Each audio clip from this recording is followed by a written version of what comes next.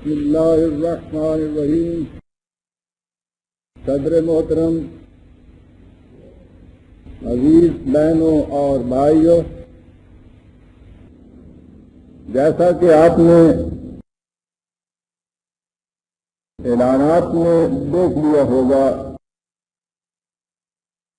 آج کی تقریب پر میرے موضوع کا عنوان ہے ایک چراغ اور لاکھ اندھیرے، اور اسی سے آپ دیکھیں گے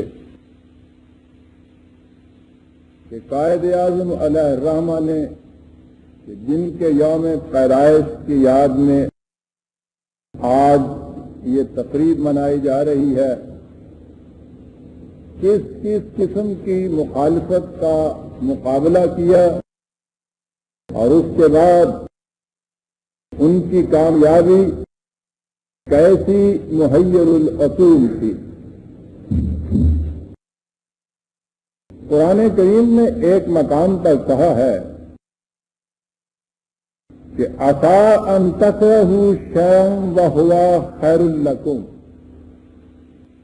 کہ یہ ہو سکتا ہے کہ تم ایک شے کو ناپسند کرو، وہ تم پر گراں گزرے، لیکن اس میں تمہارے لیے بہت سے خوشگوار پہلو بھی مضمر ہوں۔ یہ چیز قرآن کریم نے جنگ کے سلسلے میں کہی تھی، اور ہم نے اپنی آنکھوں سے دیکھا کہ یہ حالیہ جنگ کس طرح اس ارشاد خداوندی کی زندہ تفسیر بن کر ہمارے سامنے آئی۔ جنگ کو کوئی بھی پسند نہیں کرتا، اس کی تباہ کاریاں اور ہولناکیاں بڑی ہی دہشت انگیز ہوتی ہیں،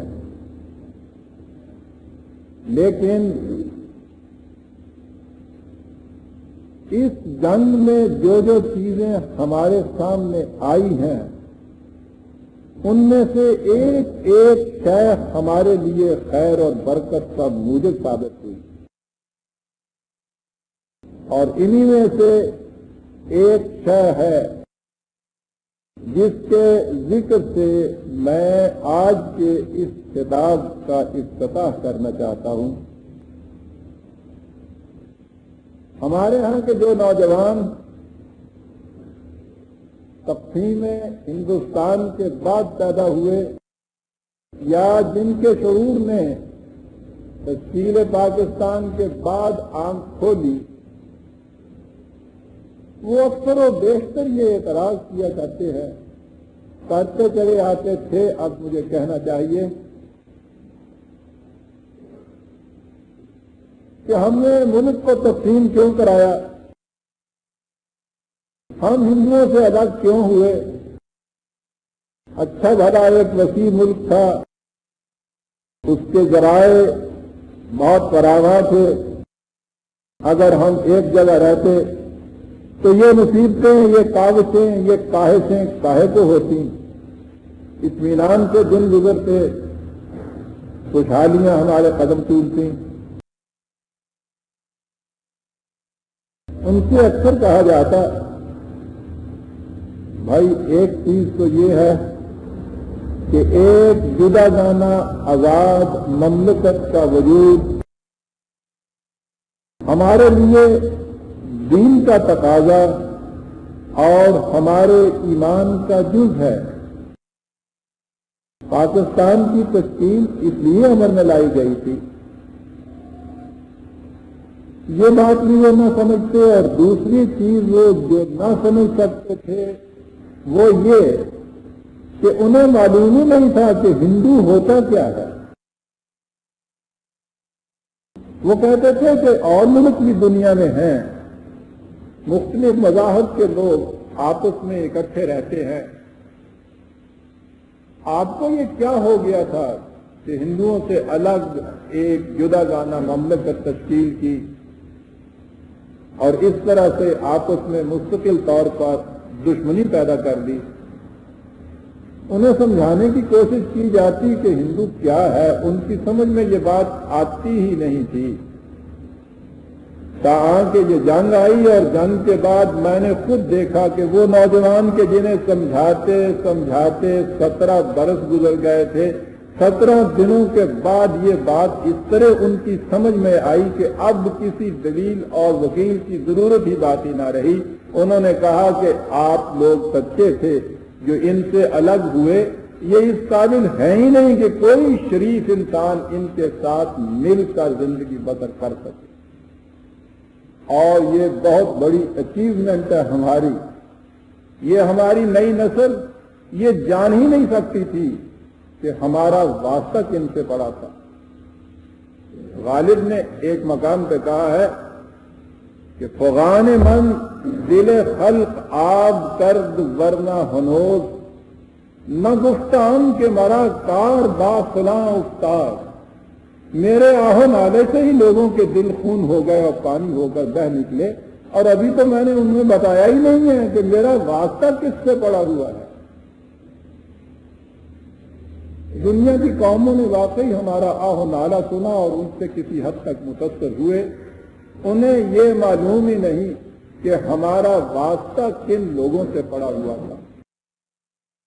اور جب یہ معلوم ہو جائے کہ ہمارا واسطہ کن لوگوں سے پڑا تھا تو اس کے بعد قائد اعظم کی عظمت نکھر کر ہمارے سامنے آ جاتی ہے کہ اس قسم کا ایک دشمن اور اس کے ساتھ تنہا اس مرد مجاہد نے لڑائی لڑی، اور پھر وہ دشمن اکیلا نہیں تھا، اس کے ساتھ برطانیہ جیسی گھاٹ قوم تھی۔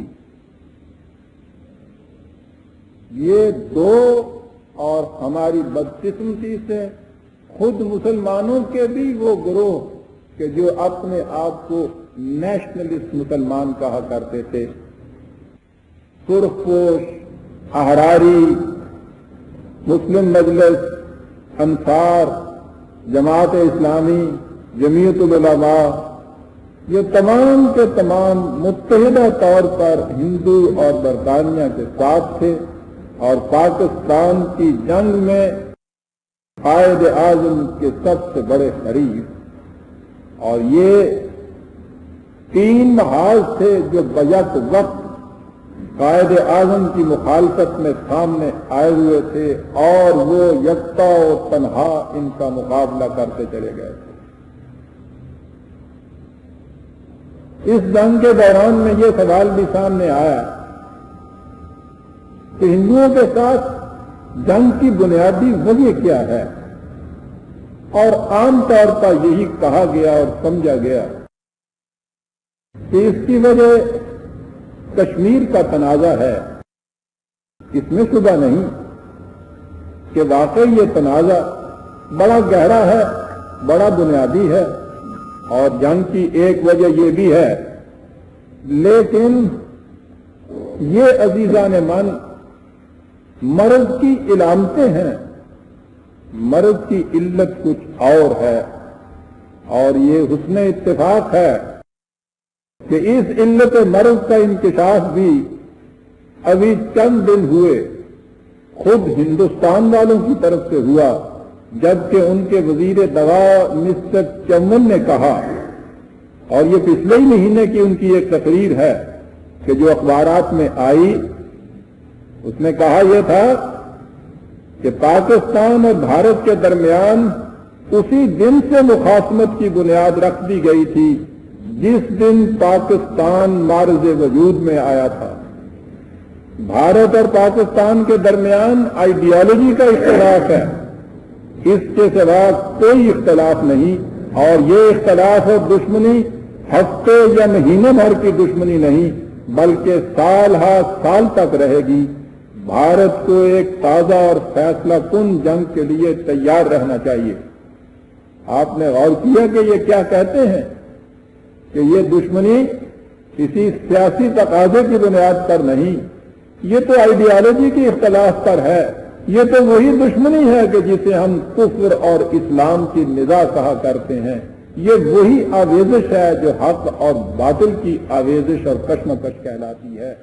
یہ وہی چیز ہے جس کے متعلق اقبال نے کہا تھا کہ نہ ستیزہ گاہ جہاں نئی نہ حریف پنجہ فگن نئے، وہی فطرت اسد اللہی، وہی مرحبی، وہی انتری۔ یہ تو نزاع ہی بنیادی وہ ہے کہ جو کفر اور اسلام کی نزاع ہے، اور یہ ٹھیک کہا ہے اس نے کہ یہ مخالفت اور دشمنی مہینے بھر اور ہفتے بھر کی نہیں ہے، یہ تو ہمیشہ سے ہے اور ہمیشہ رہے گی، اور اسی لیے اس نے اپنی قوم سے کہا ہے کہ ہمیں ایک تازہ جنگ کے لیے تیار رہنا چاہیے۔ اس نے کہا یہ ہے کہ یہ دشمنی اس دن سامنے آئی جس دن پاکستان معرض وجود میں آیا تھا، اور یہ حقیقت پر مبنی ہے، اس لیے کہ تھوڑے ہی دن ہوئے مسٹر مہاجن نے، جو اس زمانے میں چیف جسٹس تھے جموں اینڈ کشمیر کے، انہوں نے اپنی ایک بیان میں کہا تھا جو ہندوستان کے اخباروں میں چھپا تھا کہ دسمبر 1947 میں ہندوستان کے ارباب اقتدار اور فکر و نظر کے حاملین کی ایک کانفرنس ہوئی تھی، بڑی رازدارانہ اور بڑی خفیہ، اور اس میں تجویز یہ تھی دسمبر 1947 میں جبکہ پاکستان کو وجود میں آئے ابھی 4 مہینے ہوئے تھے، اس نے کہا ہے کہ اس میں تجویز یہ تھی کہ پاکستان پر حملہ کر کے اسے ابھی سے ختم کر دیا جائے، اور مسٹر مہاجن نے اس کے بعد کہا تھا کہ مجھے افسوس ہے کہ یہ تجویز اس وقت پاس نہ ہوئی، قابل قبول نہ سمجھی گئی، اور ہم نے اس موقع کو ہاتھ سے گنوا دیا، اور اب 18 سال کے بعد اس تجویز کو ہم عمل میں لا رہے ہیں، اس وقت جب پاکستان اتنا تیار ہو چکا ہوا ہے۔ آپ نے دیکھا کہ اس زمانے میں بھی ہندوؤں کے دلوں کے اندر کیا تھا، اور یہ تو ابھی وہ باتیں ہیں جو بے اختیار بے تابانہ ان کی زبان پر آ جاتی ہیں، ان کے سینے نفرت اور انتقام کی آگ کے کس طرح جوالا مکھی بنے رہتے ہیں، اس کے متعلق تو ہم اندازہ ہی نہیں کر سکتے۔ قرآن کریم نے انہی جیسے دشمنوں کے لیے کہا تھا کہ قد بدت البغضاء من افواہہم وما تخفی صدورہم اکبر، ان کے منہ سے بے اختیار بعض اوقات ایسی باتیں نکل جاتی ہیں جو ان کے دل میں چھپے ہوئے کینے، انتقام اور دشمنی کی آگ کی چنگاریاں باہر لے آتی ہیں، حالانکہ جو کچھ ان کے اندر مخفی ہے ان کے سینوں کے اندر وہ اس سے کہیں زیادہ ہوتا ہے۔ اور یہ اس لیے کہ ودوا ما عنتم، وہ بہت خوش ہوتے ہیں کہ تمہیں کوئی تکلیف پہنچے، تم پر مصیبت آئے، ان تمسسکم حسنۃ تسؤہم، اگر کہیں سے کوئی خوشگوار پہلو تمہارے سامنے آتا ہے انہیں بڑا ہی ناگوار گزرتا ہے، وَإِن تُصِبْكُمْ سَيِّئَةٌ يَفْرَحُوا بِهَا، اور اگر تم پر مصیبت پڑتی ہے تو اس سے وہ بڑی خوشیاں مناتے ہیں۔ یہ تھا عزیزان من وہ دشمن جس کے حمایت میں برطانیہ جیسی مملکت و قوت تھی، اور میں ابھی آگے چل کے بتاؤں گا۔ ہمارے ہاں ایک عنصر وہ بھی ہے جو اکثر و بیشتر کہتا رہتا ہے کہ پاکستان کی تجویز تو انگریز کی پیدا کر دی تھی۔ مسٹر جناح انگریز کے پٹھو تھے، یہ ان کی اسکیم تھی کہ جس کو بروئے کار لانے کے لیے مسٹر جناح نے اس اسکیم کو آگے بڑھایا، اور یہ ایک وکیلانہ حربہ تھا کہ اسے اسلام کا نام دے دیا۔ یہ باتیں پاکستان میں رہنے والے مسلمانوں کی زبانوں کے اوپر بھی ہیں کہ اسکیم پاکستان کی انگریز کی دی ہوئی تھی اور جناح ان کا اعلیٰ کار تھا۔ ابھی ابھی آپ کے سامنے یہ حقیقت آئے گی کہ پاکستان کے مطالبہ کی مخالفت ہندو اور انگریز دونوں کی طرف سے یکساں طور پر ہوتی تھی، آخر تک ہوتی رہی، اور دونوں نے اس کی مخالفت میں پورا زور اپنا لگا دیا۔ ہندو ایک طرف، برطانیہ اس کے ساتھ، اور جیسا کہ میں نے ابھی عرض کیا ہے خود مسلمانوں کے یہ نیشنلسٹ گروہ وہ بھی ان کے ساتھ، اور ادھر دوسرے مقام پر تنہا قائد اعظم تھا جنہوں نے بتایا تھا کہ تمہیں معلوم ہے کہ تمہاری لیگ، تمہاری قوم کی قوت کیا ہے جو اس لڑائی میں سامنے آئی ہے۔ عربک کالج دلی کا یہ جلسہ تھا، مجھے سعادت ہے کہ میں اس میں موجود تھا، تو انہوں نے یہ بتایا تھا کہ تمہاری لیگ، تمہاری قوت، تمہاری فوج، تمہارا یہ نمائندہ اور اس کا یہ اٹیچی کیس ہے۔ یہی تھی ساری قوت کے جس کے ساتھ وہ شخص مقابلہ کر رہا تھا۔ ان ساری قوتوں کا اسکیم یہ تھی کہ جب انگریز ہندوستان کو چھوڑ دے تو وہاں جمہوری انداز کی ایک حکومت قائم کی جائے۔ یہ بھی اعتراض کیا جاتا ہے کہ جمہوری انداز یا ڈیموکریسی تو اس زمانے کی بہترین انداز حکومت کو کہتے ہیں، پھر اس پر مسلمانوں کو اعتراض کیوں تھا؟ وہ یہ بھول جاتے ہیں کہ جمہوریت جو ہندوستان میں قائم ہونے والی تھی وہ اس جمہوریت سے مختلف تھی کہ جو جمہوریت مغربی ممالک کے اندر قائم ہوتی ہے۔ یہ بات ذرا سمجھنے کی ہے۔ مغربی ممالک میں ایک قوم بستی ہے ایک ملک کے اندر، اس قوم کے اندر سیاسی پارٹیاں ہوتی ہیں، الیکشن ہوتا ہے، اس میں ایک پارٹی جیت جاتی ہے، وہ اپنے ممبروں کی اکثریت سے حکومت قائم کرتی ہے۔ دوسری پارٹی جو اقلیت میں ہوتی ہے وہ کوشش کرتی ہے کہ ان کی پارٹی سے کچھ ممبر توڑ کر اپنے ساتھ ملا لے۔ اگر وہ اس میں کامیاب ہو جاتی ہے تو دوسرے ہی دن وہ حکومت بدل جاتی ہے اور دوسری پارٹی کے ہاتھ میں حکومت آ جاتی ہے، اور اگر دوسرے دن نہ بھی بدلے تو دوسرے الیکشن پر کوشش ہوتی ہے کہ یہ پارٹی جو پہلے اقلیت میں تھی یہ اکثریت میں آ جائے اور اس وقت حکومت بدل جائے۔ وہاں حکومت اس طرح سے بدل سکتی ہے، آج ایک پارٹی برسر اقتدار ہے، کل دوسری پارٹی برسر اقتدار آ جائے گی، لیکن ہندوستان میں تو کیفیت یہ نہیں تھی۔ وہاں مسلمان مذہب کی بنیادوں کے اوپر ایک اقلیت تھا، یہ ہو ہی نہیں سکتا تھا کہ یہ اقلیت وہاں کبھی بھی اکثریت میں تبدیل ہو جائے، تاں کہ آپ وہاں کی آبادی کا کم از کم 40% حصہ مسلمان نہ کر لیتے اور وہ مسلمانوں کے ساتھ شامل ہو کر اکثریت میں تبدیل نہ ہو جاتے، اور یہ تو ناممکنات میں سے تھا۔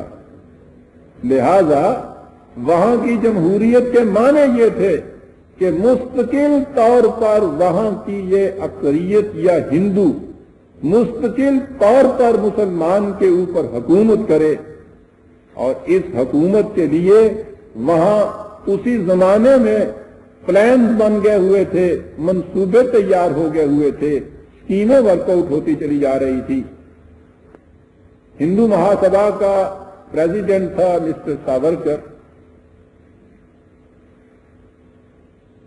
اس کے متعلق قائد اعظم نے آل انڈیا مسلم اسٹوڈنٹ فیڈریشن کے اجلاس میں جو دسمبر 1941 میں ہوا تھا، آج سے ٹھیک 24 برس پہلے کی بات ہے، اس میں انہوں نے اس کا انکشاف کیا اور انہوں نے فرمایا کہ ساورکر کی اسکیم یہ ہے کہ جب میدانی، بحری اور فضائی فوج اور نظم و نسق میں ہندوؤں کو 75% حصہ مل جائے گا تو پھر ہندو راج قائم کرنے کی کوشش کی جائے گی۔ ان مسلمانوں کا کیا حشر ہوگا جو شمال مغرب اور شمال مشرق میں بستے ہیں؟ قائد اعظم نے کہا کہ سنیے ساورکر اس بات میں کیا کہتا ہے۔ وہ کہتا ہے کہ سرحدوں پر ہندو فوج اسی طرح بٹھا دی جائے گی جس طرح اب برطانوی فوج متعین ہے، اور یہ فوج اس کا خیال رکھے گی کہ مسلمان سر نہ اٹھا سکے۔ غور فرمایا آپ نے کہ انگریز کے چلے جانے کے بعد ہندوستان میں جس قسم کی حکومت قائم کرنے کے منصوبے ہندو کے دل میں اٹھ رہے تھے، اس حکومت میں مسلمان کا مستقبل وہاں کیا تھا؟ یہ تو ہندو مہاسبھا کا صدر تھا، آپ کہیں گے کہ کانگریس والوں کے تو یہ خیالات نہیں تھے. سنیے، کانگریس والوں میں سب سے بڑا درجہ اس زمانے میں پنڈت جواہر لال نہرو کا تھا. وہ اپنی کتاب میری کہانی میں وہ لکھتا ہے کہ جمہوری حکومت کے معنی یہ ہے کہ اکثریت اقلیت کو ڈرا کر دھمکا کر اپنے قابو میں رکھتی ہے. وہاں کے ایکسٹریمسٹ ساورکر کی جماعت کے لوگ وہ کہتے تھے، وہاں کے لبرل جنہیں آپ کانگریسائٹ کہتے ہیں، جنہیں نیشنلسٹ کہا جاتا تھا، وہ یہ چیز وہاں کہہ رہے تھے. اب جب اس قسم کی وہاں حکومت قائم ہو تو ملک کے اندر کیا کیفیت ہوگی؟ کیا یہ محض ایک سیاسی حکومت ہوگی، ایک سیکولر حکومت ہوگی؟ آپ کو پتا ہے کہ ہندوستان میں بڑا ڈنڈورا پیٹا جا رہا ہے کہ وہاں کی حکومت سیکولر حکومت ہے جسے مذہب سے کوئی واسطہ نہیں. یہ تو آج کی بات ہے. جس زمانے میں ابھی ہندو کو ضرورت تھی کہ بظاہر زبان سے تو اتنا وہ کہتا کہ ہندوستان میں کسی قسم کی ہندوازم کی کا اثر اور نفوذ نہیں ہوگا، یہاں سیکولر انداز کی حکومت ہوگی، اس زمانے میں 1939 کا ذکر ہے یہ کہ کانگریس کے جنرل سیکرٹری مسٹر کرپلانی نے ایک لمبا چوڑا بیان شائع کیا تھا اور یہ کہا تھا کانگریس کے ورکر کے ساتھ کہ تم سوچ رکھو کہ گاندھی جی کے ذہن میں کیا ہے کہ جب ہندوستان میں ہمارا اثر ہوگا تو یہاں کیا کیفیت ہوگی. اس بیان کے الفاظ سننے کے قابل ہیں. کرپلانی نے کہا تھا کہ گاندھی جی نے کانگریس کو بتایا کہ ہمارا کام صرف یہ نہیں کہ ملک کی سیاسی باغ ڈور انگریز کے ہاتھ سے چھین کر اہل ملک کے ہاتھ میں دے دیں، بلکہ سب سے ضروری چیز یہ ہے کہ ہم اپنی تمام جد و جہد کی بنیاد کسی ایسے فلسفہ حیات پر رکھیں جس کے دائرے میں ہماری معاشرت، اخلاق اور روحانیت سب کچھ داخل ہو. بالفاظ دیگر، ہماری تحریک کو صرف سیاسی نہیں ہونا چاہیے بلکہ اسے روحانی اور اعلیٰ فلسفہ زندگی کے تحت ہونا چاہیے، تاکہ اس جد و جہد سے نہ صرف ہماری سیاسی زندگی متاثر ہو بلکہ ہماری زندگی کا ہر شعبہ اس سے اثر پذیر ہو اور ہماری زندگی کا ایک نیا باب شروع ہو جسے ہم تاریخ کا نیا دور کہہ سکیں. زندگی کا یہی وہ نیا باب اور نیا دور ہے جسے گاندھی جی کانگریس کے ذریعے ہندوستان میں لانے کی صحیح کر رہے ہیں. آپ نے غور فرمایا کہ یہ محض سیاسی تبدیلی نہیں تھی، وہاں ایک خاص فلسفہ حیات پھونسا جا رہا تھا اہل ملک کے اوپر کہ جس فلسفہ حیات کے بانی گاندھی جی تھے. اور آپ کو معلوم ہے کہ گاندھی جی کیا تھے؟ یہ خود گاندھی جی کے الفاظ سے سنیے کہ وہ کیا تھے. انہوں نے 1921 میں اپنے اخبار ینگ انڈیا میں اکتوبر 12 کی اشاعت میں یہ لکھا تھا کہ میں اپنے آپ کو سناتنی ہندو کہتا ہوں کیونکہ میں ویدوں، اپنشدوں، پرانوں اور ہندوؤں کی تمام مذہبی کتابوں کو مانتا ہوں، اوتاروں کا قائل ہوں اور تناسخ پر عقیدہ رکھتا ہوں. میں گو رکشا کو اپنے دھرم کا جز سمجھتا ہوں اور بت پرستی سے انکار نہیں کرتا. میرے جسم کا رواں رواں ہندو ہے.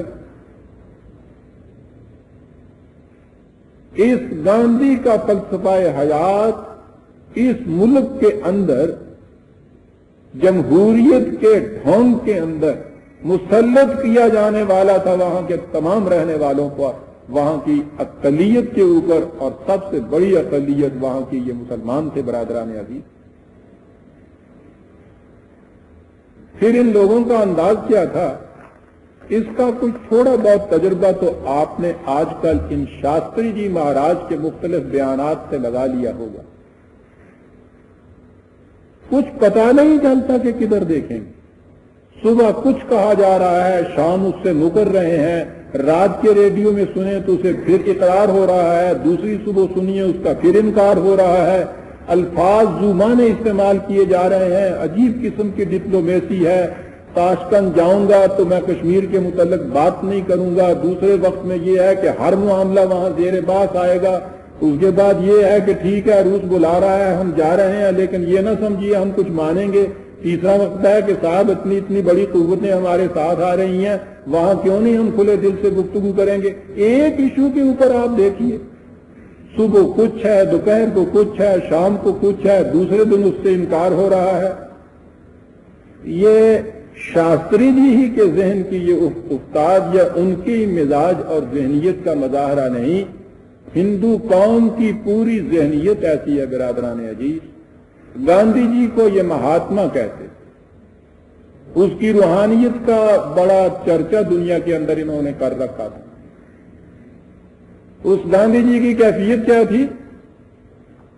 قائد اعظم اسٹوڈنٹ فیڈریشن کے جلندھر کے اجلاس 1942 میں ان کی اس منافقت کے ہاتھوں چیخ اٹھے اور انہوں نے کہا کہ آپ کو معلوم نہیں کہ یہ گاندھی کیا ہے؟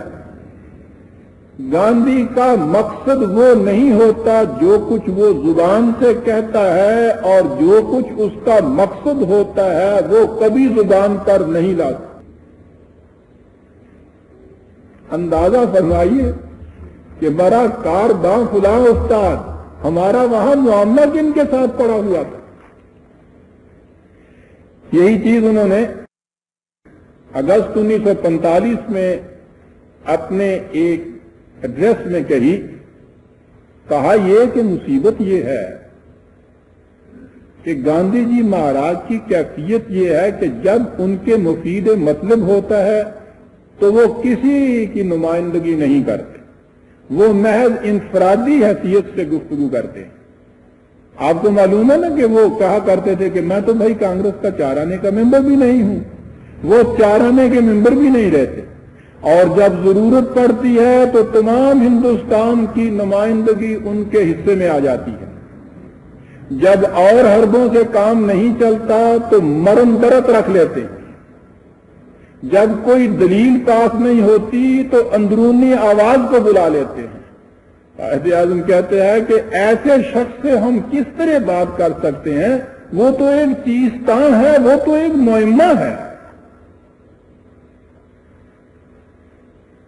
آپ نے سوچا کہ کن لوگوں سے وہاں واسطہ پڑا ہوا تھا؟ جنگ کا زمانہ تھا، انگریز بڑی سخت مصیبت میں مبتلا تھے، کلکتے تک جاپانی آ پہنچے ہوئے تھے، لندن پر ہر رات بمباری ہوتی تھی، انگریز ہر قیمت پر ہندوستان والوں کا تعاون چاہتا تھا۔ گاندھی جی وائسری کے لاج میں گئے، وائسرا سے جا کے کہا کہ صاحب سیاسی اختلافات ہمارے ہوں جو ہوں سو ہوں، جب میں سنتا ہوں کہ لندن پر بمباری ہوتی ہے، وہاں کی عورتیں، بوڑھے، بچے سب تباہ و برباد اور قتل ہو رہے ہیں، میں راتوں کو سو نہیں سکتا، میں کانپ اٹھتا ہوں، میری روح بلبلا اٹھتی ہے۔ اور یہ کہتے جا رہے تھے اور آنکھوں سے آنسو بہ رہے تھے ان کے ساتھ، اور کہا کہ سب کچھ بھلا دیجئے، ہمارا پورا تعاون آپ کے ساتھ ہوگا، بلا کسی شرط کے ساتھ ہوگا۔ وائسرا جی بہت خوش ہوئے کہ بہت اچھا ہوا۔ دوسرے ہی دن کانگریس کی ورکنگ کمیٹی کا جلسہ تھا، اس میں ریزولوشن پاس ہو گیا کہ انگریز سے کہیے کہ اسی وقت تمام اختیارات ہندوؤں کے ہاتھ میں سونپنے کا اعلان کر دیں، جب تو ہم تعاون کریں گے، اس کے بغیر ہم ملک کے اندر ہڑبڑ مچا دیں گے اور ان کو وہ جنگ اس سے مہنگی پڑے گی جو وہ جرمنی کے ساتھ لڑنا چاہتے ہیں۔ اور وائسرا جی نے کہا کہ مہاتما جی آپ تو کل یہ کچھ کہہ گئے تھے اور تصویر بہا رہے تھے، کہا کہ مہاراج کیا کروں، میں تو کانگریس کا 4 آنے کا ممبر بھی نہیں ہوں۔ آپ نے غور کیا یہ جو ندائے حق ہر رات آپ سنتے ہیں، اور وہاں وہ محاشے جی یوں تو بظاہر یہی ہے کہ ہمارے ہی وہ ایک صاحب ہیں، لیکن بالکل صحیح کہتے ہیں جو کچھ وہ کہتے ہیں. جنہیں پتہ ہے تقسیم سے پہلے کہ ہندوؤں کے ساتھ جو رہے ہیں آپ میں سے، انہیں معلوم ہے اس چیز کے متعلق کہ یہ ان کے مہاتما بگلا بھگت تو ان کے ہاں کا محاورہ تھا.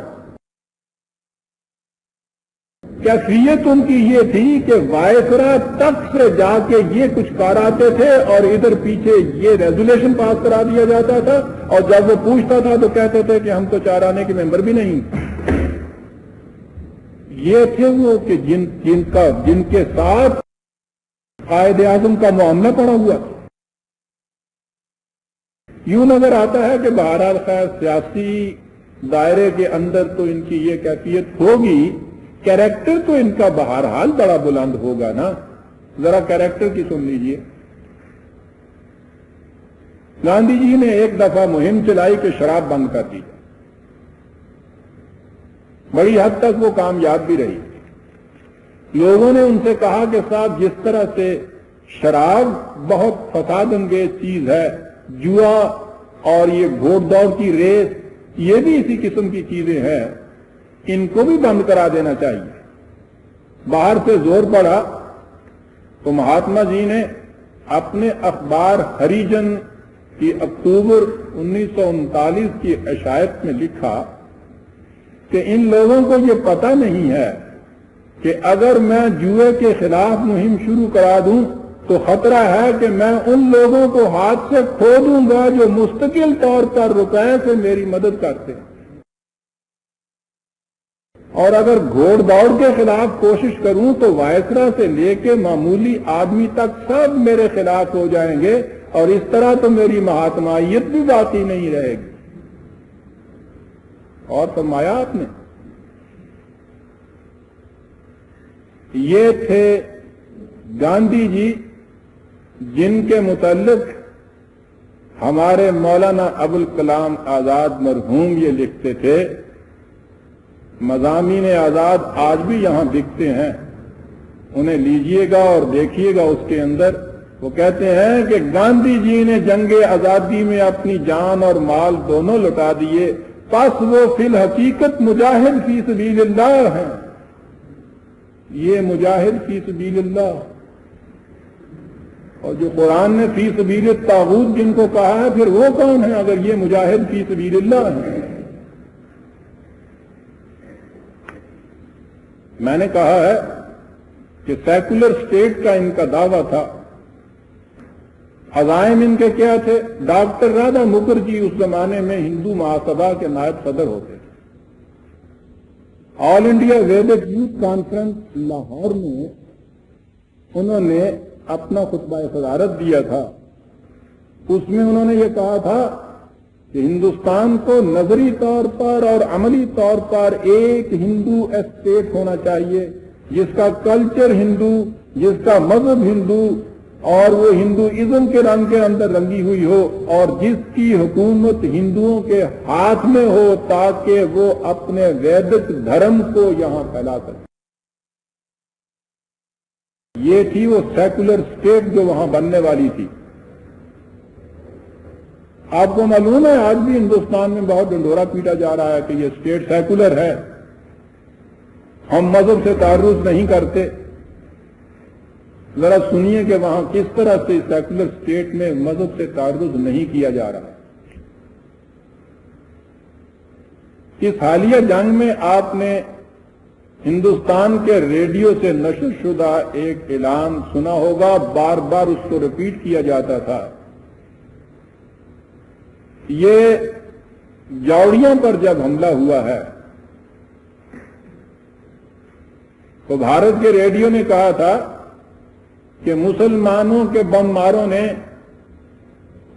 دن کے صبح کے 8 بجے جوڑیاں کی مسجد پر بم گرا کر 50 نمازیوں کو شہید کر دی.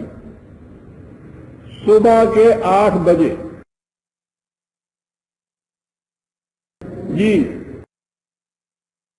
جوڑیاں کی مسجد میں 50 مسلمان شہید ہو گئے، اور دنیا نے کہا تھا کہ قیامت ہے. یہ سوچئے کہ یہ کس قدر ظلم و ستم پر اتری ہوئی قوم ہے، اپنے معبودوں کو نہیں چھوڑتی، اپنے نمازیوں کو نہیں چھوڑتی، یہ کیفیت ہے ان کی۔ میں پرسوں جوڑیاں کی مسجد میں تھا برادران عزیز، وہ مسجد اتنی مختصر ہے کہ اس میں 50 آدمی کسی صورت میں کھڑے بھی نہیں ہو سکتے، اور وہ اس دن جس دن کا وہ واقعہ سناتے ہیں ہندوؤں کے قبضے میں تھی، وہاں ہمیں بتایا گیا کہ جب سے ہندوؤں نے جوڑیاں پر قبضہ اپنا جمایا تھا، یعنی تقسیم ہند کے بعد، انہوں نے کہا کہ یہ مسجد رہی نہیں تھی، اس میں ایک موچی تھا جو جوتے گانٹھا کرتا تھا، شکستہ حالت میں تھی، موچی کی دکان تھی، اور اس جہاں یہ گنبد ہے وہاں اس کے ریڈیو سیٹ کا ایریل لگا ہوا تھا۔ اس حالت میں مسلمانوں کی پاکستانی فوج نے اس مسجد کو پایا تھا، جس کے متعلق اعلان یہ ہو رہا تھا کہ مسلمانی فوج کے بموں نے اس مسجد کو شہید کیا ہے، اور 50 نمازی صبح 8 بجے نماز کی حالت میں یہاں مار دیے گئے ہیں۔ اندازہ فرمایا آپ نے کہ یہ کیا کرتے تھے؟ اور خود ہندوستان میں کیا حالت ہے مساجد کی؟ یہ میرے سامنے ہندوستان کا اخبار مدینہ ہے، اس کے اندر ایک بڑی دلچسپ چیز لکھی ہوئی ہے۔ لدھیانے سے ایک اخبار ان کا نکلتا ہے، ترجمہ، مسٹر امر داس بھاٹیا اس کے ایڈیٹر ہیں۔ اس اخبار کی ایک پوری سرخی کے ساتھ اس میں یہ خبر شائع ہوئی ہے، وہ ترجمان صاحب جو ہندوؤں کے ترجمان ہیں، بھاٹیا اس کے ایڈیٹر ہیں، وہ کہتے یہ ہیں کہ صاحب فلاں محلے میں جو ایک مسجد تھی، اس مسجد پر ہمارا قبضہ تھا، اور فلاں سکھ جو ہیں انہوں نے اس کا ایک کمرہ، ہربنس سنگھ ان کا نام ہے سکھ کا، اس کا ایک کمرہ ناجائز طور پر اپنے قبضے میں کر رکھا تھا۔ ان کا قبضہ مسجد پہ بالکل جائز تھا، اور اس سکھ نے ان کے مقبوضہ مسجد کے ایک کمرے پہ ناجائز قبضہ کر رکھا۔ کہا ہے کہ جب وہاں محلے کے ہندوؤں نے کوشش کی کہ ان کو بے دخل کیا جائے، تو اس ہربنس سنگھ نے، یہ مسلم وقف بورڈ وہاں کوئی بنا ہوا ہے، مسلم وقف بورڈ سے عدالت میں مقدمہ درج کرا دیا ہے کہ اس مسجد کو واگزار کرایا جائے، اور اس کے بعد اس نے یہ اپیل کی ہے، اس ترجمان نے، کہ صاحب ذرا سوچئے تو صحیح ان سکھوں کی حالت، کہ ہمارے پاس یہ ایک مسجد ہے ایک کمرے سے بھی کم، اس کے خلاف تو یہ مقدمہ کر رہے ہیں۔ یہ اس کے الفاظ سنیے کہ لدھیانہ کے شہر کی 117 پرانی مسجدوں میں سے 90 مسجدوں میں گردوارے قائم ہیں، اور مندر تو صرف 15-16 کے اندر۔ غور فرمایا، جوڑیاں کی مسجد پر ایک افسانوی بم گرنے سے طلسم ہوش ربا کے انداز کے جو 50 شہید ہوئے ہیں، ان پہ واویلا مچایا جا رہا ہے ریڈیو، بھارت کے ریڈیو سے، جن کے اپنے ہاں کی حالت ایک اخبار کی ایک خبر کے مطابق لدھیانہ کی 117 پرانی مسجدوں میں سے 90 میں گردوارے ہیں، 15-16 میں مندر ہیں، اور باقیوں میں رہائشیں ہیں، مسجد تو وہاں ایک بھی باقی نہیں ہے۔ وہ کہتے ہیں سیکولر اسٹیٹ، یہ تھی وہ سیکولر اسٹیٹ جو ہندوستان میں بننے والی تھی۔ آپ نے غور فرمایا کہ ہندو وہاں کیا کر رہا تھا اور اس کے عزائم کیا تھے؟ اب اس کے ساتھ برطانیہ عظمیٰ تھی، جن کے دل میں بھی بڑا درد اٹھتا ہے مسلمانوں کے لیے۔ کیفیت یہ تھی،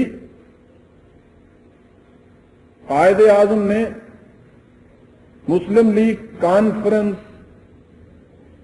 اکتوبر 1938 میں جو منعقد ہوئی، اس کے خطبہ صدارت میں یہ کہا تھا غور سے سنیے برادران عزیز، اس زمانے میں سن 38 میں کیا کیفیت تھی اور اس مرد دور اندیش کی نگاہوں نے کیا چیز بھانپ لی تھی۔ کہا یہ کہ ہندوستان کے مسلمانوں کو برطانیہ نے بھیڑیوں کے حوالے کر دیا ہے، ہم دونوں سے لڑیں گے۔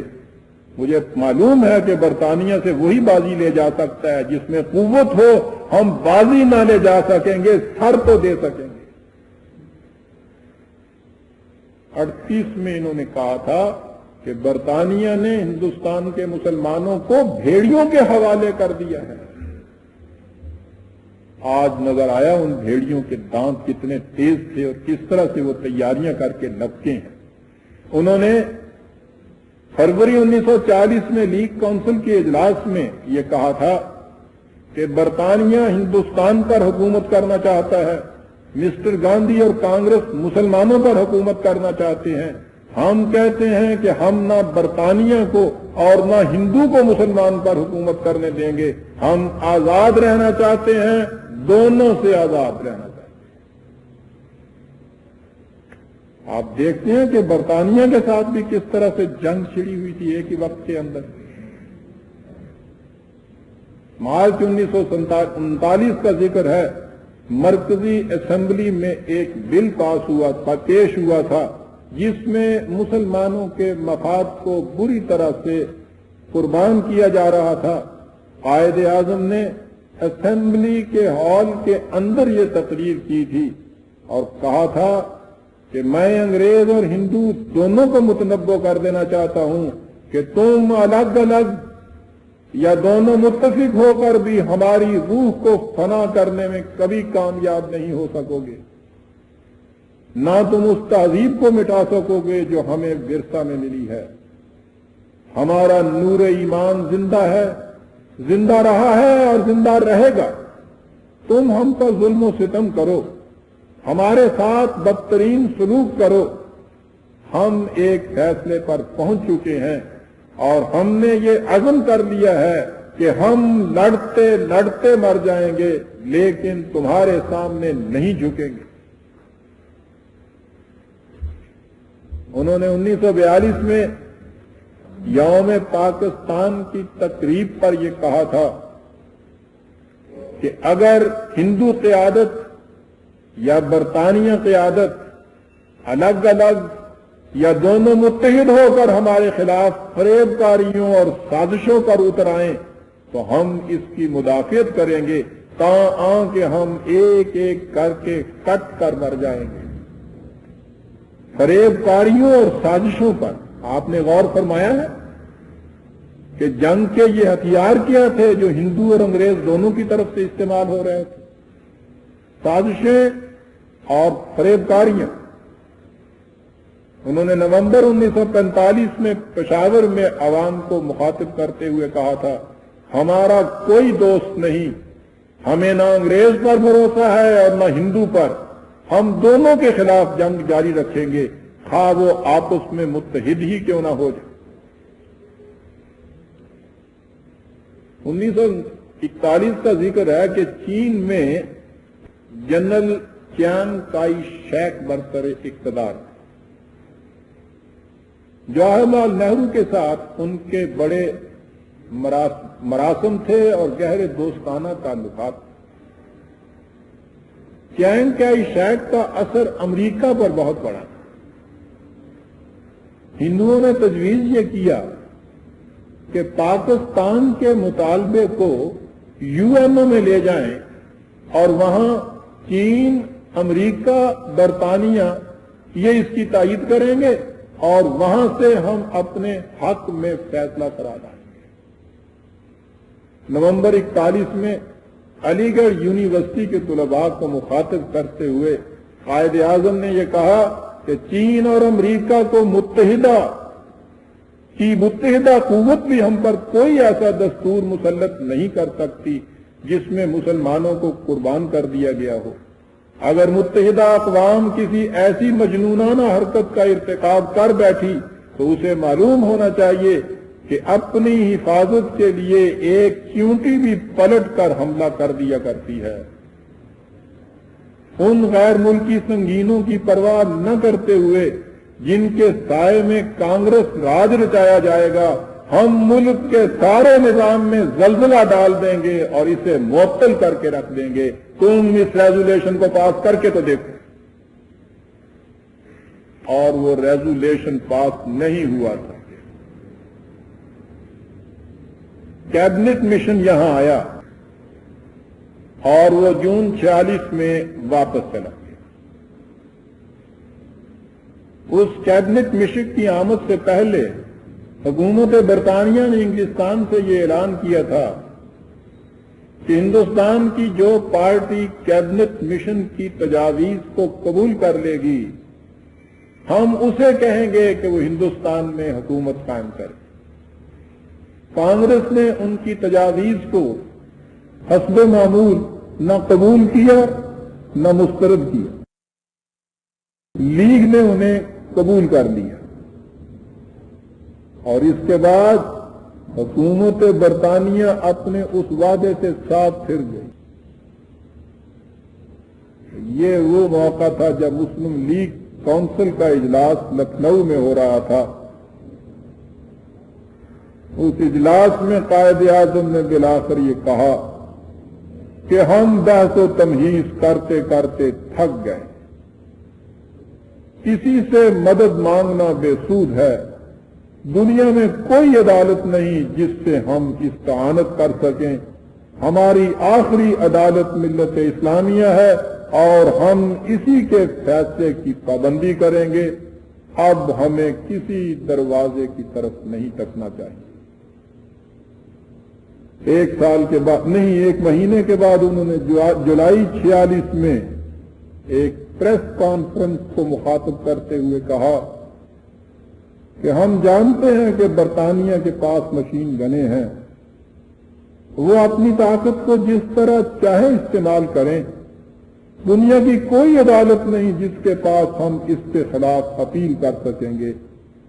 دوسری پارٹی کانگریس ہے، وہ پوری طرح دوسرے قسم کے ہتھیاروں کو استعمال کرے گی، اس لیے اب ہم اپنے حفظ و بقا کے لیے آئینی طریقوں کو خدا حافظ کہنے پر مجبور ہیں، اور اب ہم نے طے کر لیا ہے کہ براہ راست اقدام کی تیاریاں اور عملاً ہماری پالیسی یہ ہوگی کہ ہم ہر قسم کی مخالفت کا مقابلہ راست اقدام سے کریں گے۔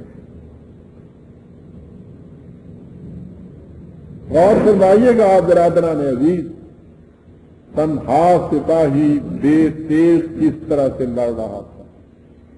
برطانیہ جو اس وقت ہندوستان کے اوپر مسلط تھا، اتنی بڑی عظیم قوت دنیا کی گنی جا رہی تھی، ہندو پوری کی پوری متحدہ قوم اس کے ساتھ تھی، مسلم نیشنلسٹ ان کے ساتھ تھے، ان کے مقابلے میں یہ شخص تنہا چیلنج دے رہا تھا کہ اب ہم ڈائریکٹ ایکشن راست اقدام پر اتر آئیں گے اور پھر برطانیہ اور ہندو دونوں کی متحدہ قوت بھی ہمیں کچل نہیں سکے گی۔ ایک مہینے کے بعد اگست 46 میں انہوں نے عید کی تقریب پر قوم کو مخاطب کرتے ہوئے اپنے پیغام میں کہا کہ مسلم ہندوستان کو برطانیہ کی بدعہدیوں اور وعدہ خلافیوں نے ورطہ حیرت میں ڈال دیا ہے۔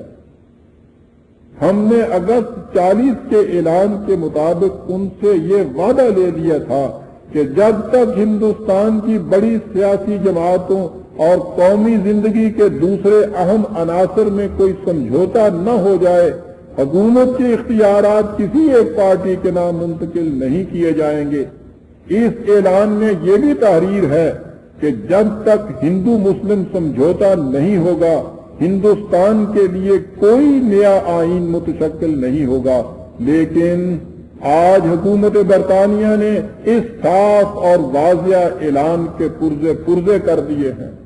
یہ کچھ ہمارے ساتھ ہو رہا تھا، تحریری معاہدے ہمیں دیے جا رہے تھے،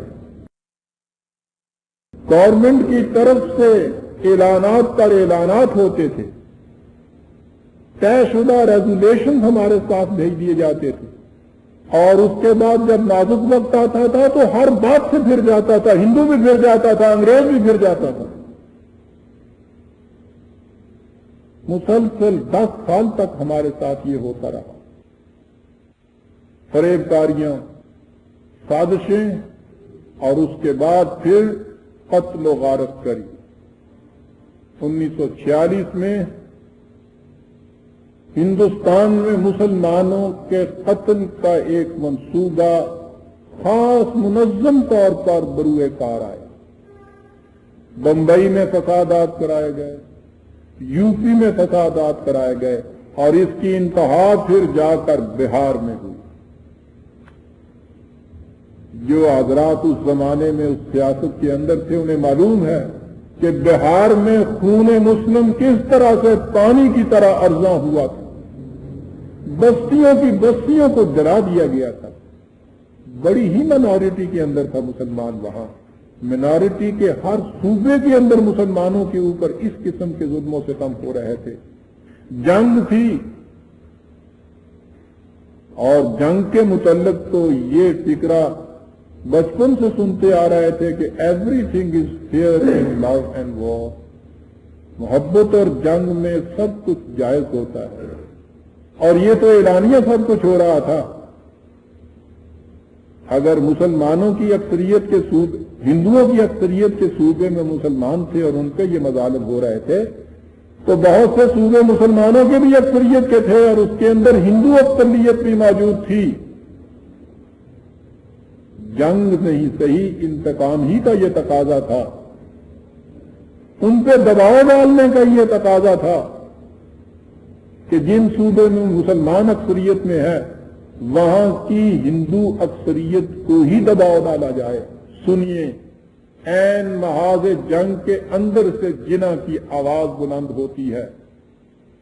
11 نومبر 46 کو قائد اعظم نے اپیل شائع کی اور کہا مسلمانوں کو مخاطب کر کے، میں خدائے عظیم سے دعا کرتا ہوں کہ مسلمان کے دامن پر وہ بدنما داغ نہ لگے جس کا مظاہرہ مظلوم مسلمانوں پر انسانیت سوز مظالم کر کے بہار میں کیا گیا ہے. ہمیں تہذیب و شرافت کو کبھی ہاتھ سے نہیں چھوڑنا چاہیے. مسلمانوں پر جو ظلم ہو رہے ہیں ان سے ہمارا کلیجہ چھلنی ہو رہا ہے، مگر ہم مسلم اکثریت والے صوبوں میں بے گناہوں کو مار کر اپنا دل ٹھنڈا نہیں کرنا چاہتے. میں مسلمانوں سے بزور اپیل کروں گا کہ وہ جہاں بھی اکثریت میں ہوں، غیر مسلموں کی حفاظت جان اور مال کے لیے جو کچھ بھی ممکن ہو کریں.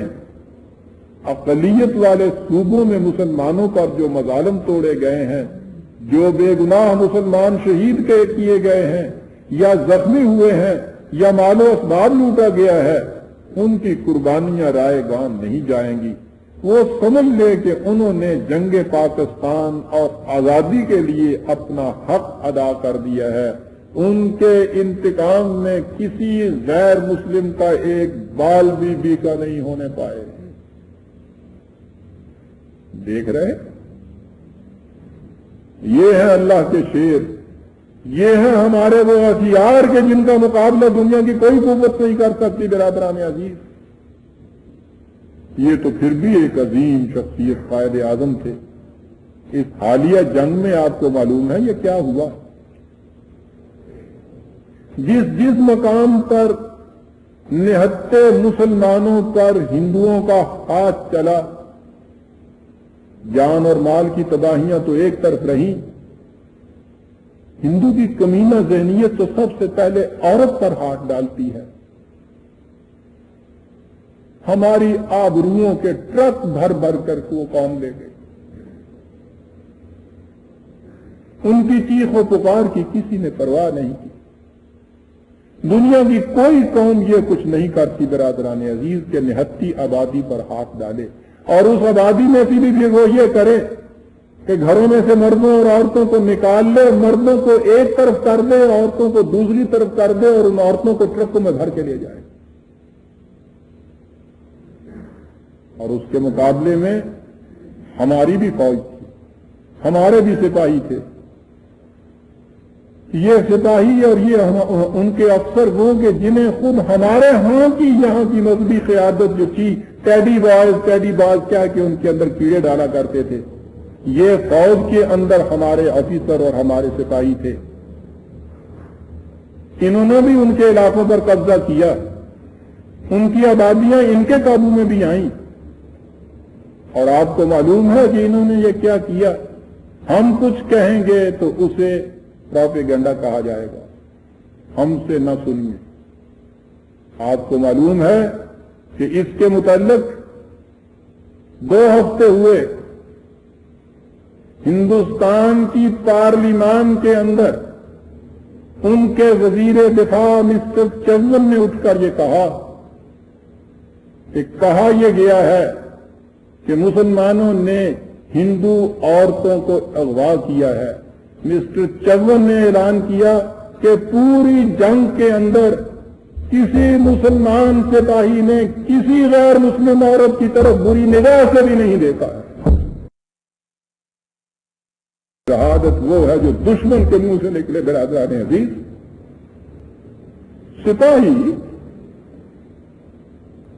سپاہیوں کے متعلق تو عام طور پر یہ مشہور ہے کہ ان کے یہاں کا کردار کیا ہوتا ہے، اور پھر انتقام میں بھی تو یہ کچھ ہو سکتا تھا کہ ہمارے سامنے وہ ٹرکوں کو لیے چلے جا رہے تھے۔ ان سپاہیوں کا دل گردہ برادران عزیز کہ ان کے ہاں کی عورتیں ان کے قابو میں آتی ہیں، چون اعلان کرتا ہے اپنی پارلیمان کے اندر اٹھ کے کہ ان میں سے کسی نے ان کی طرف بری نگاہ سے نہیں دیکھا۔ یہ ہے وہ چیز جو قائد اعظم نے کہا تھا کہ ہم شرافت کی روایات کے علمبردار ہیں۔ دیکھنا اکثریت کے صوبے والوں، کہیں اس انتقام کی آگ میں اپنے ہاں کے کسی غیر مسلم کا سے بدلہ نہ لینے کی سوچ لینا۔ ان کے جان اور مال اور آبرو کی حفاظت تمہارے ذمے ہے، اس لیے کہ ہمارے اسلام نے ہم کو یہ سبق دیا ہے۔ ایک طرف یہ تھے اور دوسری طرف برادران عزیز، میں نے ابھی آپ سے بتایا ہے کہ وہ ہندو تھا جس کی کیفیت یہ تھی کہ اس کے ہاں کا روحانی مہاتما، اس کی حالت یہ تھی کہ جو کچھ کہتا تھا وہ دل میں نہیں ہوتا تھا، جو دل میں ہوتا تھا وہ زبان پہ نہیں لاتا تھا۔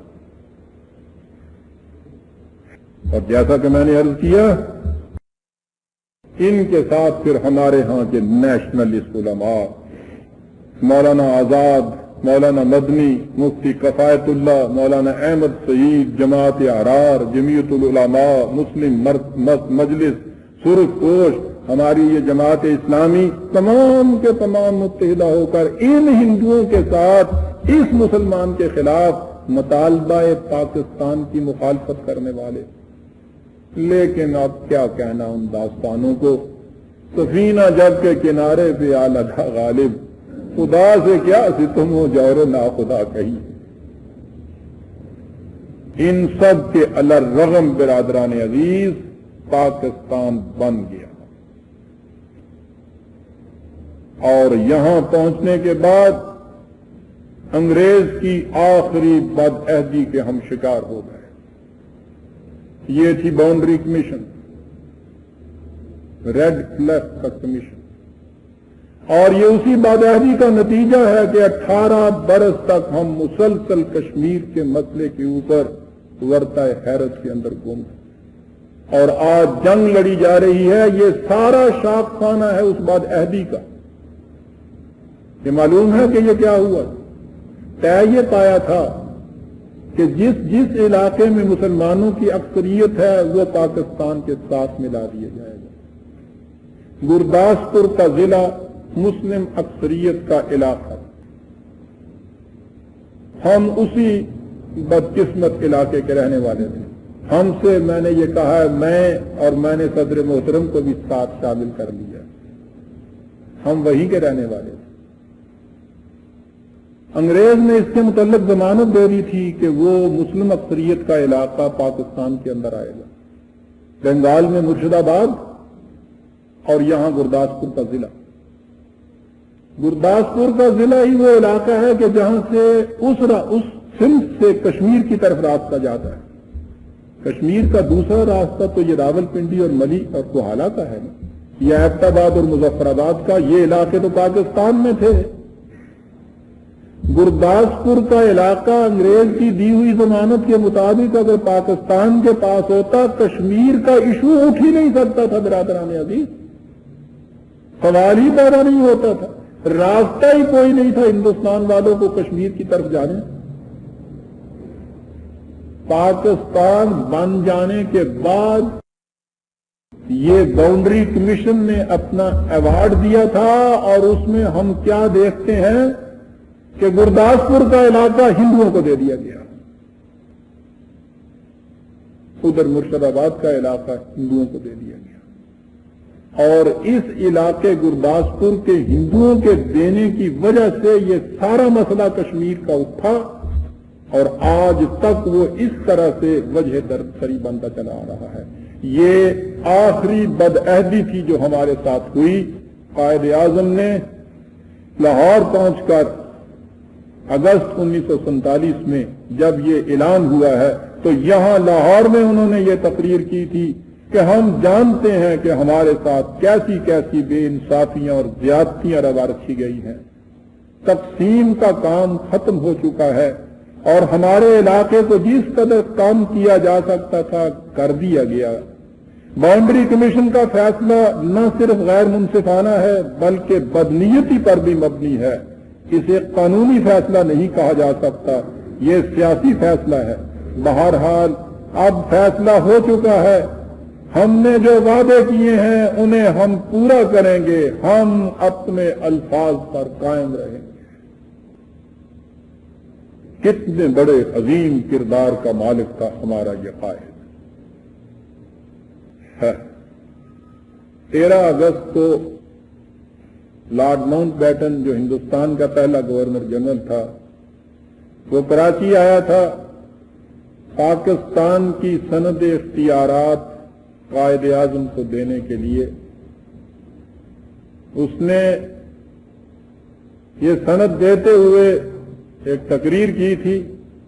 اس تقریر میں قائد اعظم کو مخاطب کرتے ہوئے یہ طنزیہ تیر نکالا تھا اپنے ترکش سے کہ اختیارات تو آپ کو میں دے رہا ہوں, آپ سے میری استدعا یہ ہے کہ اپنے پاکستان میں اکبر کی پالیسی پر عمل کیجیے گا جس نے ہندوؤں کے ساتھ اس قدر عمدہ حسن سلوک کیا تھا. یہ اپدیش مل رہا تھا ہمیں مہاراج لارڈ ماؤنٹ بیٹن کی طرف سے قائد اعظم کو. گویا یہ بتایا گیا اس میں انڈائریکٹلی بالواسطہ کہ مسلمان تو ہمیشہ مظالم کرتے ہوئے چلے آئے ہیں ہندوؤں کے اوپر. ایک بادشاہ اکبر ایسا تھا کہ جس میں فیاضانہ سلوک کیا تھا, رواداری کا سلوک کیا تھا. اس لیے میں یہ چیز آپ سے کہوں گا کہ آپ کو پھر اگر حکومت کے اختیارات مل رہے ہیں تو آپ اکبر کی پالیسی پر عمل کیجئے. اسے معلوم نہیں تھا کہ وہ کس شخص سے یہ باتیں کر رہا ہے. قائد اعظم نے ایک سانس کی بھی اس کو مہلت نہیں دی اور چھٹک کر مقابلے میں کہا کہ یہ آپ نے کیا کہا ہے کہ اکبر کی پالیسی پر عمل کرنا. اکبر نے تو صرف رواداری کا ثبوت دیا تھا. ہمارے سامنے اسلام کی درخشاں اور تابع روایات ہیں, اور یہ روایات صرف رواداری کی نہیں بلکہ غیر مسلموں کے ساتھ فیاضانہ سلوک کی متقاضی ہیں. لارڈ ماؤنٹ بیٹن, تمہیں معلوم ہونا چاہیے کہ ہماری قوم قرآن کی حامل قوم ہے. اور پھر اس سے کہا تھا کہ ہم ان تمام بدعہدیوں سازشوں کے باوجود جو تمہاری قوم نے اور ہندو کی قوم نے ہمارے ساتھ کی ہے, ہم تمہارے ساتھ اور ہندو کے ساتھ دوستانہ تعلقات رکھنے کی کوشش کریں گے. مسلمان انتقام کی آگ سینے کے اندر نہیں رکھا کرتا. یہاں یہ ہو رہا تھا, اور انگلستان کی پارلیمان میں لارڈ ایٹلی جو اس زمانے میں میجر ایٹلی تھے صرف وزیر اعظم, وہاں انڈیپینڈنس بل پیش ہو رہا تھا. اس انڈیپینڈنس بل کو پیش کرتے ہوئے اس شخص نے اپنی پارلیمان میں یہ تقریر کی تھی کہ میں پھر دہرا دوں, کہ کہا یہ جاتا ہے کہ یہ انگریز کی ایماق اور تقسیم ہند کا سوال اٹھایا گیا تھا اور پاکستان تو انہی کا بنوا کے دیا گیا ہے. یہ جب انڈیپینڈنس کا بل آخری مرحلے میں انگلستان کی پارلیمنٹ میں پیش ہو رہا ہے، وہاں کا وزیر اعظم یہ کہہ رہا ہے کہ ہم نے بادل ناخواستہ اس تجویز کو منظور تو کر لیا ہے، لیکن مجھے امید واثق ہے کہ یہ تقسیم زیادہ عرصے تک قائم نہیں رہ سکے گی اور یہ دونوں مملکتیں جنہیں ہم اس وقت الگ الگ کر رہے ہیں ایک دن پھر مل کر رہیں گی. عزیزان مان، غور کیجئے ان کے عزائم. انگریز اختیارات کو منتقل کرتے وقت یہ کچھ کہہ رہا ہے. ہندو دسمبر 47 میں ہندوستان پر حملہ کرنے کی سوچ رہا ہے. چزمن کہہ رہا ہے کہ یہ اختلاف ہمارے آج کے نہیں ہیں، یہ تو اس دن کے اختلافات ہیں جس دن اسلام وجود میں آیا، جس دن پاکستان وجود کے اندر آیا تھا. اور انگریز وہاں یہ کہہ رہا ہے کہ ہم مجبوراً کسی نہ کسی طرح سے یہ اختیارات تو ان کو دے رہے ہیں، لیکن ہمیں یقین واثق ہے کہ یہ مملکتیں جو اس وقت الگ ہو رہی ہیں زیادہ عرصے تک الگ نہیں رہیں گی، ایک دن یہ دونوں مل جائیں گی. اور 18 برس تک برادران عزیز ہندو اور ان کے جتنے بھی حمایتی ممالک تھے یورپ کے، وہ برطانیہ ہو یا امریکہ ہو یا اور دوسرے ممالک ہوں، 18 برس تک ان کی مسلسل یہ کوشش چلی آ رہی ہے کہ یہ دونوں مملکتیں پھر ایک ہو جائیں.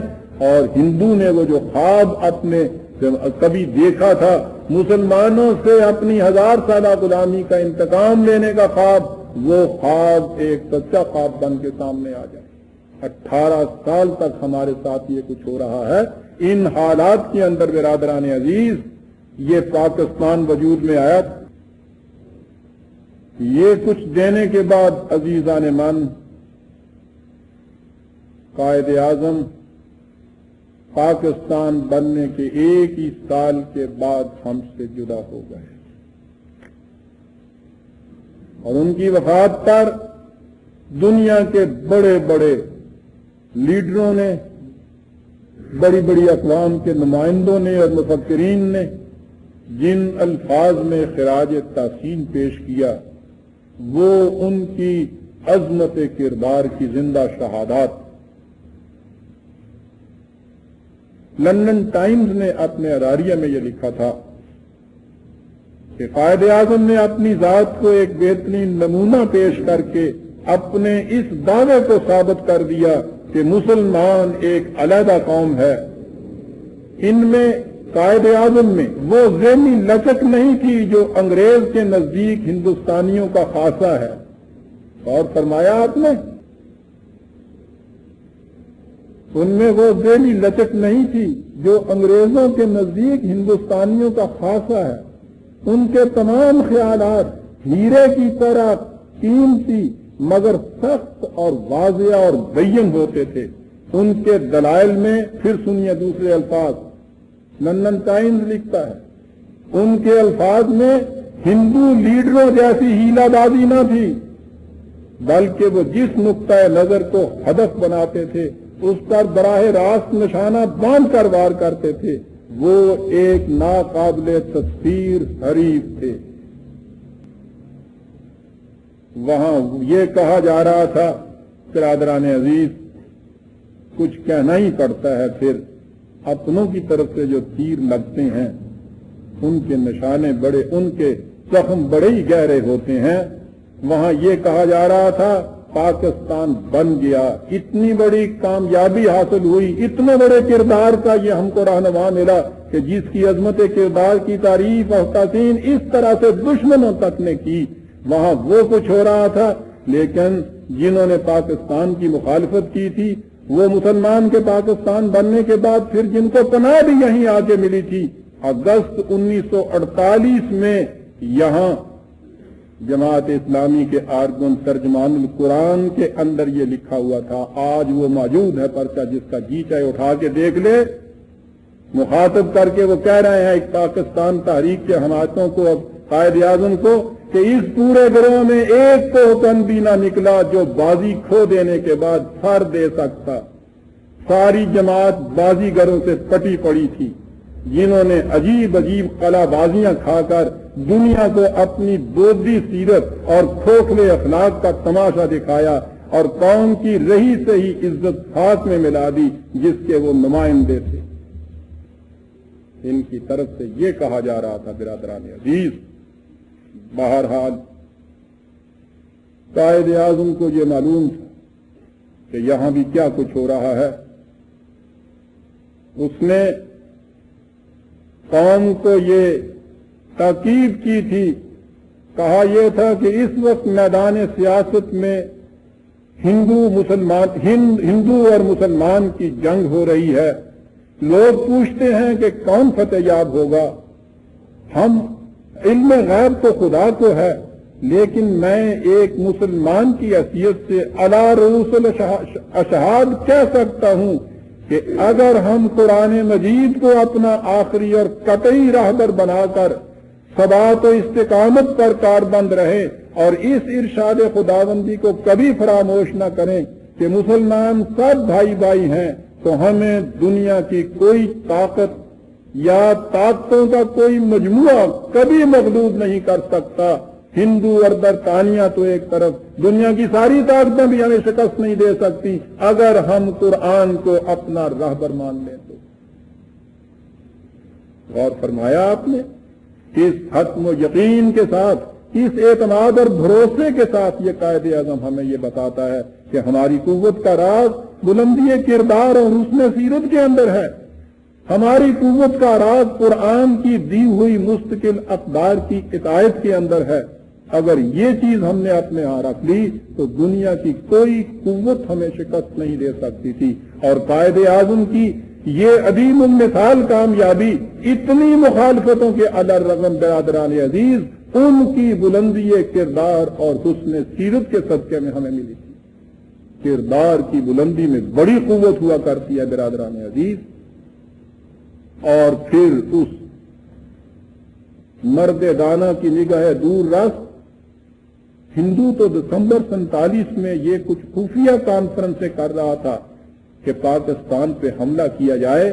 نظر آتا ہے کہ ان کی نگاہ دور رس نے بھی بھانپ لیا تھا کہ ہندو جنگ کیے بغیر چین نہیں لے گا. قائد اعظم کے لاسٹ ڈیز، قائد اعظم کے زندگی کے آخری دن، ان کے متعلق ان کے ڈاکٹروں نے کچھ مقالات شائع کیے تھے. ڈاکٹر الہی بخش مرحوم اور ڈاکٹر ریاض، انہوں نے اپنے ایک مضمون کے اندر یہ لکھا، سنیے برادران عزیز، قائد اعظم بستر مرگ پر ہیں اور وہاں یہ بات یہ کہہ رہے ہیں کہ مجھے معلوم ہے کہ پاکستان کے خلاف کیا کیا سازشیں ہو رہی ہیں. خدائے عظیم و برتر کی قسم، جب تک ہمارے دشمن ہمیں اٹھا کر بحیرہ عرب میں نہ پھینک دیں ہم ہار نہیں مانیں گے. پاکستان کی حفاظت کے لیے میں تنہا لڑوں گا، اس وقت تک لڑوں گا جب تک میرے ہاتھوں میں سکت اور میرے جسم میں خون کا ایک قطرہ بھی باقی ہے. مجھے آپ سے کہنا یہ ہے کہ اگر کوئی ایسا وقت آ جائے کہ پاکستان کی حفاظت کے لیے جنگ لڑنی پڑے تو کسی صورت میں ہتھیار نہ ڈالنا، پہاڑوں، جنگلوں اور دریاؤں میں جنگ جاری رکھنا، اس کی حفاظت میں ایک ایک کٹ کر مر جانا، لیکن اس ملک مقدس کے ایک انچ ٹکڑا دشمن کے ہاتھ میں نہ جانے دینا. بستر مرگ سے یہ شخص ہمیں یہ کہہ کے روشن ہوا برادران عزیز.